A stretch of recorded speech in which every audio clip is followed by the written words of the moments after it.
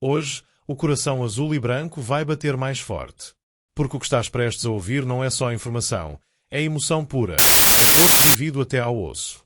5 notícias, 5 abalos, 5 golpes e 5 respostas que mostram porque o Porto é diferente de todos os outros.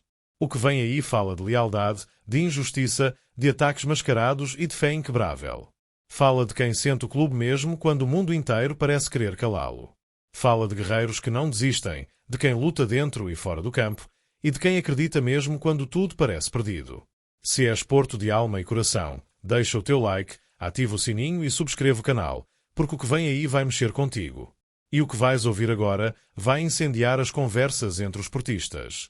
Há jogadores que brilham com golos, outros com fintas, e depois há aqueles que fazem o Porto brilhar mesmo no silêncio. Steven Eustáquio é um desses. Um dragão que, mesmo jogando pouco, continua a ser alma, voz e espelho de entrega dentro daquele balneário sagrado. O tempo de jogo caiu a pique, é verdade, e há quem olhe para isso como sinal de fraqueza, mas quem conhece o Porto sabe, quem veste esta camisola não se mede em minutos, mede-se em caráter. Eustáquio tem vivido a fase mais difícil desde que chegou ao Porto. A concorrência cresceu, o espaço encolheu, e a sorte até lhe virou as costas com uma virose que o afastou num momento em que podia ter agarrado a titularidade. Mas, mesmo assim, nunca baixou os braços.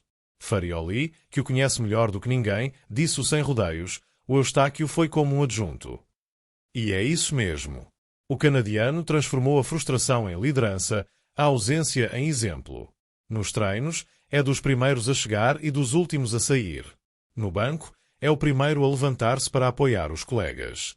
Nos corredores, é o que puxa pelos mais novos, o que fala quando é preciso levantar a moral, o que recorda que aqui, neste clube, ninguém tem lugar garantido, mas todos têm o dever de lutar.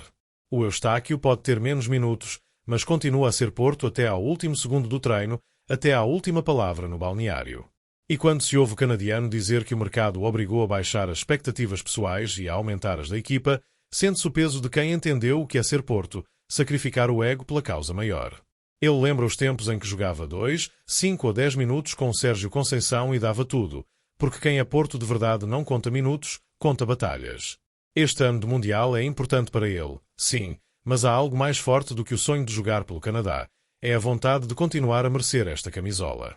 Eustáquio sabe que o Porto é o maior palco para quem tem alma, e é por isso que treina como se cada sessão fosse uma final.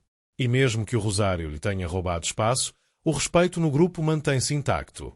E é essa a grandeza do Porto, ter homens que ficam no banco, mas deixam a alma em campo.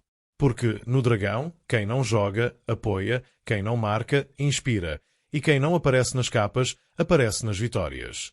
Eustáquio é o retrato perfeito da mística azul e branca, discreto, mas essencial, calado, mas gigante, ausente do 11, mas presente em tudo o que o Porto representa.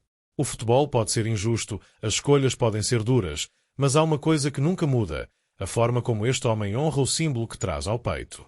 E acredita, o que vem a seguir vai abalar ainda mais. E quando o Porto fala, o sistema treme. Porque há verdades que doem, há denúncias que incomodam, e há clubes que são punidos simplesmente por não baixarem a cabeça. A SAD do Porto foi multada em mais de 10 mil euros por fazer aquilo que muitos calam, apontar o dedo à vergonha da arbitragem. 10 mil euros por dizer o que todos viram, por ter coragem de chamar incompetência ao que foi, de facto, uma arbitragem para a história, mas daquelas que envergonham o futebol português. No jogo do Porto B contra o Torriense, Vítor Ferreira decidiu transformar um 2-0 tranquilo num pesadelo de 2-3. 2 penaltis absurdos contra, um penalti por marcar a favor e uma exibição tão má que o próprio comunicado do clube só podia dizer a verdade, inqualificável. E quando o Porto diz isso, não é birra, não é choro, é justiça. Porque este clube já viu de tudo, golos anulados, penaltis inventados, decisões que fazem rir quem vê de fora e revoltam quem sente por dentro. Mas, claro, o Conselho de Disciplina não quer saber de justiça. Quer silêncio. Quer um futebol onde se obedece e se engola a raiva. Multam o Porto porque não suportam um clube que fala de frente. Que denuncia os árbitros que erram, os rankings que escondem incompetência e as promoções que premiam o fracasso. Querem calar o Dragão, mas esquecem-se de que o Dragão ruge mais alto quando tentam abafá-lo. E é isso que dói aos rivais e às estruturas, a coragem de um clube que nunca se esconde atrás de discursos mansos. O Porto pode pagar multas, pode ser castigado, pode ser atacado, mas nunca deixará de dizer o que tem de ser dito. Porque, neste clube, a honra não tem preço e a verdade não se vende. O comunicado do Porto foi duro? Foi. Mas foi justo. Porque há limites para a paciência e há limites para a hipocrisia. Como é possível multar quem denuncia erros graves e deixar impunes os que prejudicam o jogo? Que moral tem um sistema que castiga a palavra e protege o erro? Os 10.000 euros de multa não são só uma sanção, são um troféu moral. São a prova de que o Porto não teme o confronto, de que não se verga às pressões e de que ainda há quem lute pela dignidade do futebol português. Os que mandam preferem a mentira confortável à verdade incómoda. Mas o Porto não nasceu para ser confortável, nasceu para incomodar. E no meio desta guerra, uma coisa fica clara: o jogo fora das 4 linhas está longe de acabar. As arbitragens podem errar, os castigos podem cair, mas a força de quem defende o azul e branco continua intacta. Porque a cada injustiça nasce uma resposta. A cada ataque, uma união ainda maior. E mal sabíamos que isto era só o começo. E quando pensávamos que nada mais podia acontecer, veio isto. Fábio Veríssimo, o árbitro do Porto Braga, decidiu escrever um relatório que mais parece um guião de ficção, mas que, infelizmente, vai ser levado a sério por quem adora transformar o Porto em alvo. Disse o juiz que foi alvo de pressão, que no balneário da equipa de arbitragem havia uma televisão a passar imagens em loop com lances polémicos da primeira parte, e até um gol do Benfica num torneio de miúdos, mostrado como se fosse prova de alguma conspiração. Pressão? Intimidação? Ou simplesmente mais uma tentativa de fazer barulho à custa do nome do Porto? O árbitro sentiu-se condicionado por uma televisão que nem sequer podia ser desligada, como se as imagens tivessem vida própria e pudessem manipular o resultado.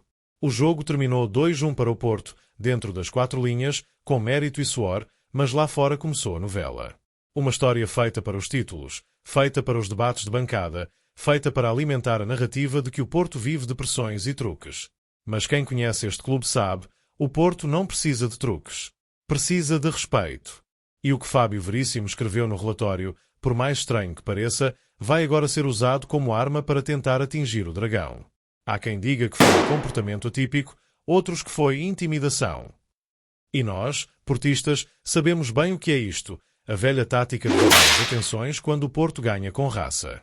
O curioso é que, durante o jogo, o árbitro não se queixou de nada. Não interrompeu a partida, não falou com delegados, não pediu qualquer intervenção. Só depois da vitória do Porto é que surgiu a história da televisão em loop. E, de repente, um simples detalhe técnico transforma-se em caso nacional. Que conveniente, não é?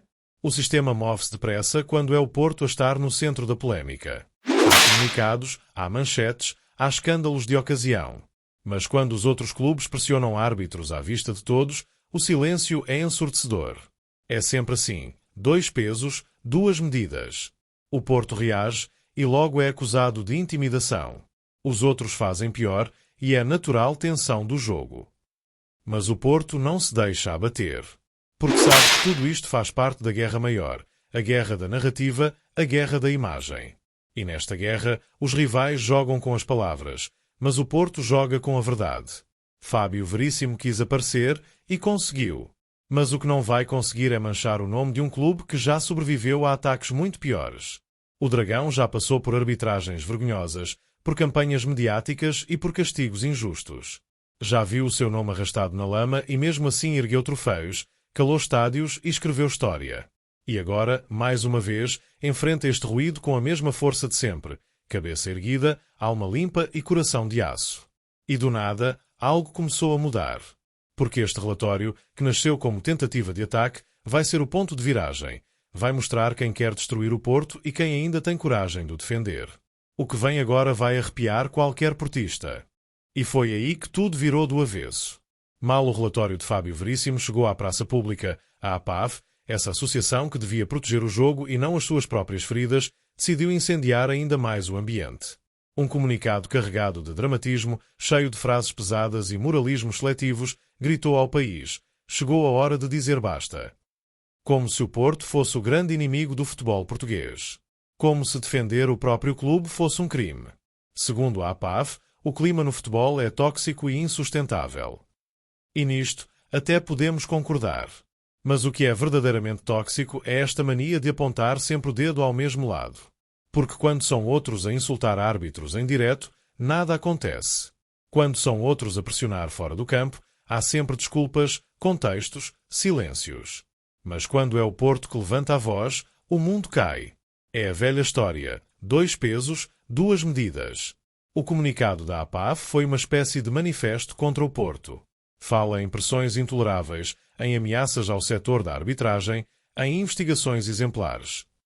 Exigem punições, falam em medo, em suspeição, como se o Dragão fosse um monstro escondido nas sombras. Esquecem-se de que o Porto não intimida, o Porto exige respeito. E há uma diferença enorme entre as duas coisas. O que mais revolta é ver quem devia ser imparcial tornar-se protagonista de uma guerra que só serve para dividir. A APAF fala de transparência total, mas não pede o mesmo quando os árbitros erram grosseiramente contra o Porto. Falam de respeito pelo jogo, mas esquecem-se das decisões absurdas que tiram pontos, que tiram títulos, que tiram justiça.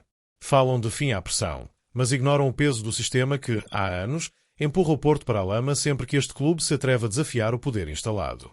E ainda prometem reuniões urgentes com a FPF, a Liga e o Governo, como se o país estivesse parado por causa de uma televisão que passou imagens em loop. Tudo isto para mostrar indignação, mas no fundo, o que querem mesmo é protagonismo. Querem palco, querem vitimização, querem o Porto no banco dos réus. Mas o Porto não se ajoelha. O Porto não pede desculpa por ser grande. Quando tudo parece vir contra, o Porto nasce, cresce, ganha força. Porque é nas tempestades que este clube se faz mais forte. Os rivais falam em medo, nós falamos em fé. Eles querem castigos, nós queremos verdade. E é aqui que se vê o que é ser Porto.